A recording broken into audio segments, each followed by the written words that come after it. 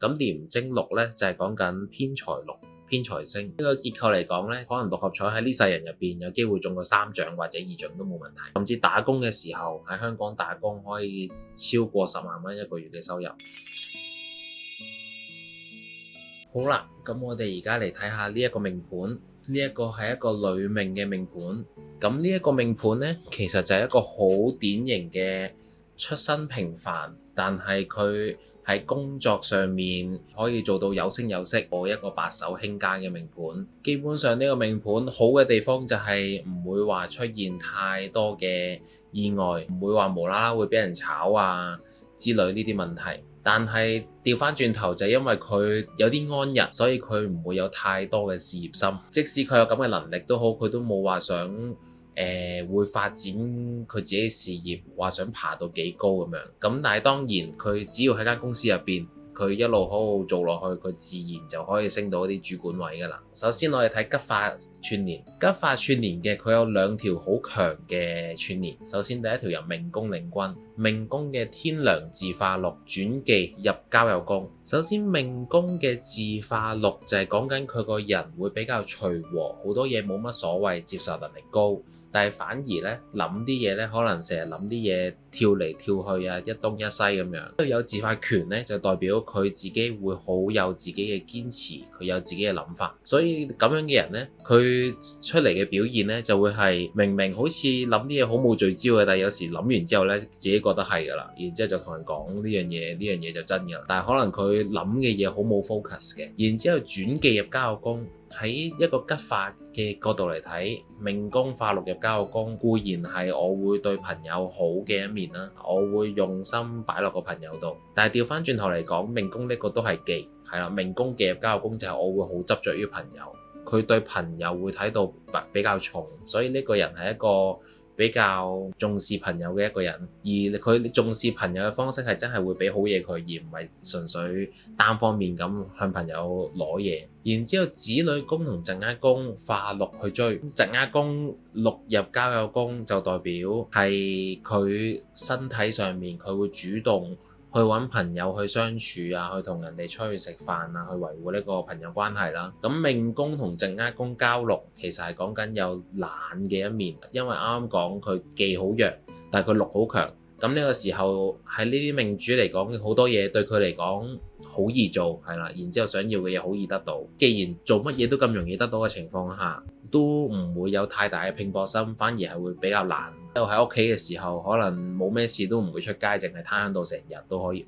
然之後子女宮化祿落去，子女宮就睇下同咩有關啦。咁子女宮可以同公司有關，所以如果佢喺間公司入邊升到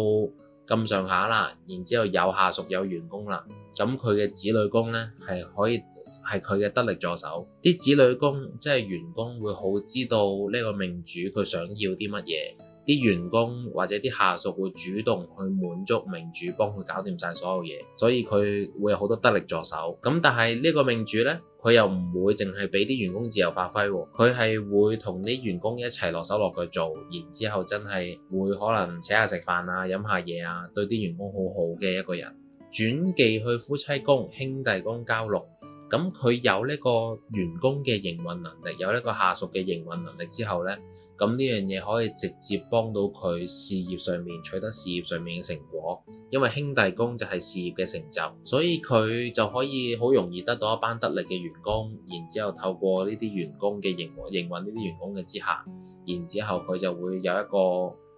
好好嘅事業上面嘅成果，然之後轉忌事業宮交祿。咁其實事業宮嘅自化祿呢，就講緊呢個命主其實喺工作能力上面佢唔係特別勁嘅啫，只不過夠用。佢嘅工作能力呢係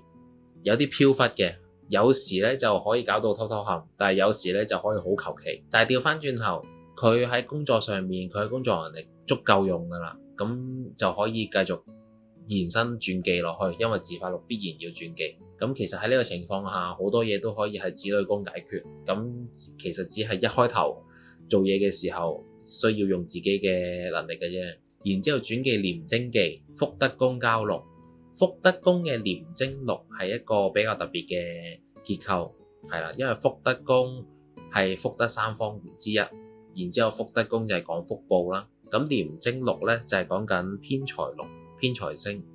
如果福德宮化廉貞祿嘅話咧，就代表佢有比較強嘅偏財運，而且呢一個偏財係包括橫財嘅。佢買六合彩啊之類呢啲博彩成分嘅嘢咧，會比較容易中。咁你話係咪中到好多呢？呢個命盤唔算中到好多，只不過係你話可能抽卡啊、抽啊之類嘅嘢會比較容易中咁解嘅啫。然之後咁不過呢樣嘢喺事業成就嚟講，就代表佢好容易周不時會有 bonus 啊，或者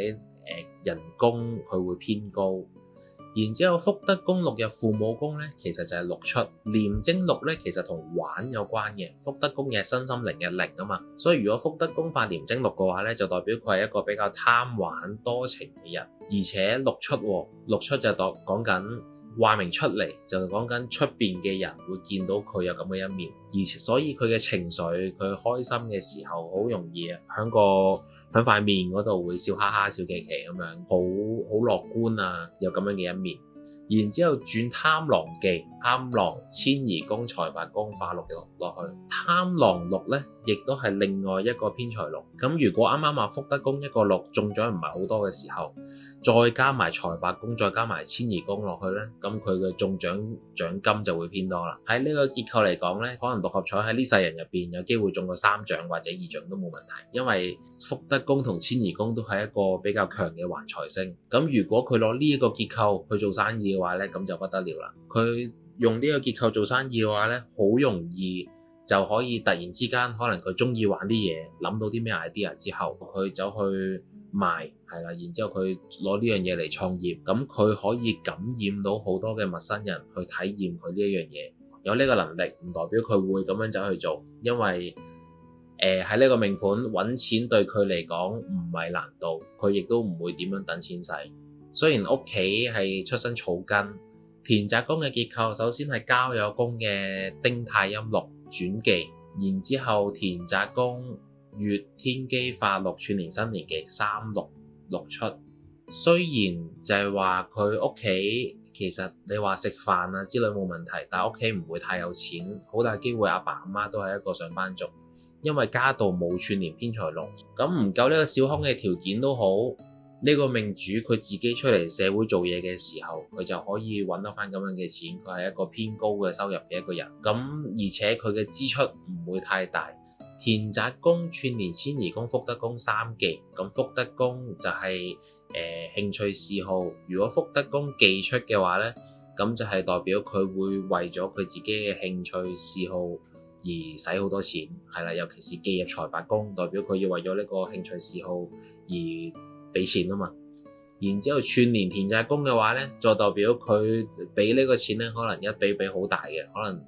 佢為咗中意買嘅嘢，或者佢覺得需要想要嘅嘢，佢可以俾幾萬蚊甚至幾十萬出去。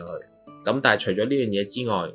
佢需要用錢嘅地方其實唔多，因為佢個忌破得太輕啦。咁但係佢賺錢嘅部分，佢一個月如果佢喺返工嘅情況下，因為第二條結構父母宮化祿發破軍祿，破軍祿亦都係一粒偏財祿轉忌，然之後兄弟宮交祿，佢喺成個事業生涯入邊，佢父母宮同兄弟宮交祿代表佢有好多升職嘅空間，佢可以升到一啲主管嘅位置，而且佢忌破得唔強，所以佢其實可以直升機咁升，然之後升到最頂，可能做到 CEO 嘅位。咁做得 CEO 嘅，甚至做 CEO 之前，因為佢成個結構串連4個偏財祿，所以佢成個收入其實係一個好可觀、好高收入，甚至打工嘅時候喺香港打工可以超過10萬蚊一個月嘅收入。咁既然超過10萬蚊一個月，佢大使用嗰少少錢，其實都唔係啲咩錢對佢嚟講。如果呢一個人做生意，佢揾嘅人工遠遠就唔係月收入6位數字啦，佢可以月收入7位數字，甚至挑戰8位數字。呢個命主嘅財運就係強到咁樣。感情方面，佢本身呢個人嘅性格啦，命宮有新年權，係啦。雖然自發祿就係講緊好似乜嘢都冇乜所謂，但係有好多嘢佢係要自己決定。明明冇所謂，佢都要自己決定。命宮化忌轉忌入夫妻宮，命宮忌入夫妻宮，其實就係講緊我對於夫妻呢樣嘢，對於兩性關係會比較執着。但係忌出，咁命宮嘅忌出就講緊佢自己可能有啲小脾氣啦，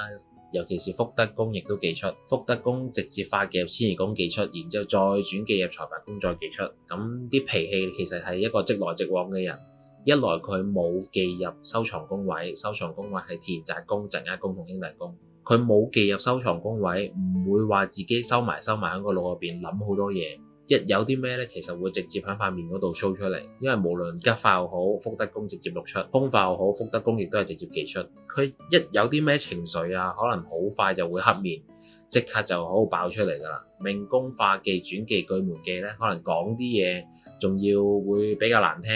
佢同異性之間嘅相處咧，唔會話大家玩好多套路啊，唔會話大家要估大家做咩嘅。佢哋兩個相處通常係直來直去。不過夫妻宮呢個人呢，化忌轉忌，化廉貞忌忌出，所以就係講夫妻宮呢個人其實係偏感情執着嘅。只不過呢個感情執着呢，福德宮化祿嚟解。啱啱咪講福德宮嘅廉貞祿代表佢係一個多情浪漫嘅人嘅。咁佢老公呢，其實佢係個老公係會想要呢啲浪漫嘅感情，要呢啲浪漫嘅關係。啱啱好呢樣嘢命主就可以俾到佢，所以佢係可以控制到佢老公嘅一個人。佢老公想要啲咩，然之後我就會包容，我就會俾到佢。其實佢嘅婚緣呢係有。夫妻宮同田宅宮交祿，呢個就係叫有婚緣，串連3祿，然之後祿出。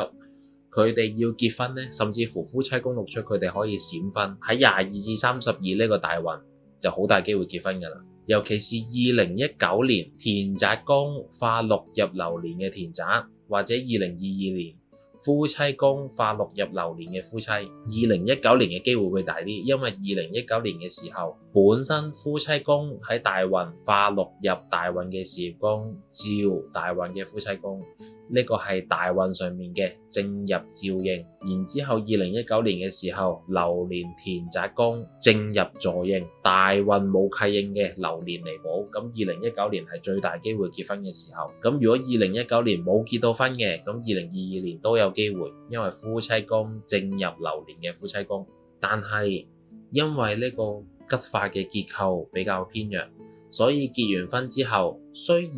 佢離婚格冇離婚格，佢好大機會唔離婚㗎啦，呢世都。只不過佢同夫妻相處之間，基本上大家會以禮相待，越嚟越形同陌路，只係變成一個最熟悉嘅陌生人。冇話好唔好嘅，純粹係有咁嘅現象。咁你話唔會，其實咁樣嘅關係唔會有啲咩感情問題，唔會話夫妻之間大家有好大嘅衝突，唔會話影響到大家嘅生活。只不過就唔會係嗰種可能濃情蜜意啊，結咗婚之後感情只會越嚟越平淡嘅一個生活。咁整體嚟講，呢個女仔佢非常有能力，而且佢最好嘅嘢就係當佢職位升到一個點嘅時候，全部嘢交晒俾下屬去搞就得啦。佢嘅下屬能力都強㗎，佢同下屬可以大家一齊做得更好更強。佢做生意嘅話呢，佢自己中意啲乜嘢，佢就可以用呢樣嘢嚟創業。咁用呢樣嘢嚟創業嘅時候，佢嘅收入就可以更加高。咁佢創完業之後，咁其實去到最後都唔使自己做嘢，亦都係可能請員工，然之後都係員工幫佢搞掂晒啲嘢，都係一個比較自由嘅人。佢唔係一個好有拼搏心嘅人，所以好大機會佢錢賺夠就算㗎啦。佢唔會話想再追、再辛苦啲、再搶啲嘢，係啦，因為本身性格問題，佢唔係一個有拼搏心嘅人，有比較懶嘅一面。然之後容易滿足嘅一面，所以好多嘢佢賺夠就算。咁有問題嘅就解決問題，冇問題就算數。咁夫妻之間其實佢會偏向包容對方多啲。咁 overall 嚟講，冇離婚㗎，成世人結一次婚，然之後就唔會離婚㗎啦。咁只係結完婚之後，咁大家唔係嗰種會傾到心事，會好多嘢傾，好濃情蜜意嗰種嘅夫婦，而係大家以禮相待，大家叫做組織一個家庭，然之後大家一齊生活咁樣過世嘅一個家庭。好啦，咁今日呢個盤就講到呢度，咁我哋會繼續每個星期隨機抽一位幸運兒去解盤嘅。咁有興趣嘅可以去我 IG 去免費解盤嗰個 post 嗰度 like 留言，然之後 follow 我，然之後喺 PM 嗰度留低你哋嘅資料就可以抽呢個解盤嘅時間㗎啦。